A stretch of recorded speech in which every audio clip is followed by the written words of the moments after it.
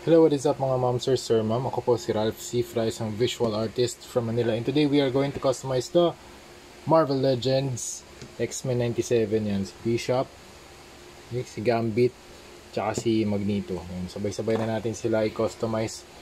Tatlo simultaneously, tatlong action figures na simultaneous na custom repaint natin. Okay, so start muna tayo sa concept. Nasa yung concept natin. Yan, ito yung mga steps na gagawin natin. So mag-apply tayo ng clear primer. Ito yung clear primer na gagamitin natin. Borsni number 191 flat clear. Tapos mag-apply tayo ng shadows and then highlights layer 1, highlights layer 2, tapos line art, and then top coat. So yun yung steps na gagawin natin para makagawa tayo ng comic book paint style. Okay, na custom repaint. So first, tanggalin muna natin yung mga pieces and then sprayan natin ito. Borsni flat clear, tapos let it cure siguro mga 2 to 3 hours. So unahin natin yung mga shadows sa darks. Ang color na gagamitin natin ay cobalt blue, intense violet, and black. So ito yung combination ng colors para dun sa shadows natin dito kay Bishop. So yung magiging guide natin dito yung mismong scalp. So, kung nasan yung mga deep parts ng scalp, dun tayo maglalagay ng mga shadows. Specifically dito sa chest area, sa ilalim ng chest, sa mga muscle groups, kung saan sila nag-intersect. And pwede tayo maglagay dyan. And dito din sa may rib areas, sa may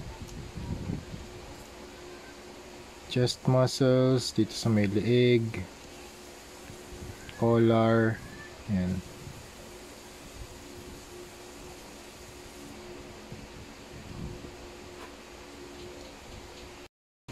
Done na tayo sa shadows. Ngayon naman mag-apply tayo ng first layer of highlights. Sa first layer of highlights, ito yung i-apply natin, turquoise, light turquoise in combination with white paint. Okay, so apply natin dito sa chest. So yung movement ng brush natin, press and flick lang, okay? Press and flick, press and flick, press and flick. So ayan. Tapos yung next layer of highlights, mostly white na lang ginagamit ko para mataas yung contrast. Yan. Usually dito sa mga highlighted na areas, doon ko siya ina-apply. Sa mga naka-raised na areas, okay? Kung saan ko nilagay yung highlights 1, doon ko lang din pinapatong yung highlights 2. Yun lang yung palatandaan ko dito. After ng mga highlights, pwede na tayo mag-apply ng line art using brush. Yung sample na natin dito sa kanyang scarf. Okay? So, ang gamit kong brush ngayon yung pinaka-fine na brush ko, 50 Huizhuang brush. Super fine na nito. Pwede tayo mag-add ng mga feathering lines gamit yung Pilot Twin Marker. Okay? Ito yung mga ginamit ko. Ito yung pen na ginamit ko for the transition lines. Mga feathering lines such as yung mga tatlong lines. Tulad nyan. Cross-hatching. Pwede tayo mag-add ng cross-hatching. Para ma-emphasize yung depth. Ayan, using lines.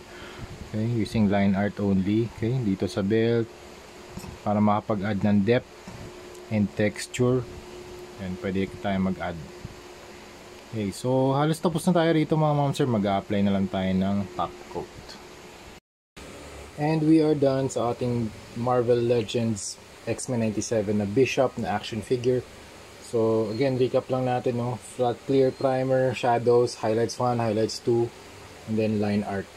Okay, so unahin na natin si Bishop dun sa tatlo na i-customize natin. So Bishop, Gambit, and Magneto. So this is the front, side, other side, and the back. So hindi ko pa ito nalalagyan ng top coat, pero yan, tinry ko na lang din lagyan ng tinry ko na lang din lagyan ng mga accessories, yung barrel, in-equip ko na para ma-photoshoot na rin natin. Pero pag nilagyan to ng top coat, wala rin naman magbabago. Kaya inuna ko na rin yung documentation para ma-send na natin kay client na nakatapos tayo ng isa pang action figure today. So yun. And meron din siya palang dalawang alt hands, okay, na na-customize na rin natin. So that's it. Ganun lang din yung steps, paulit-ulit lang sa lahat ng parts. So we have the shadows, highlights 1, highlights 2, and then line art. So that's it. Thank you very much for watching and see you sa next video. Bye-bye. Next natin si Gambit naman. O kaya si Magneto. Okay? Thank you for watching.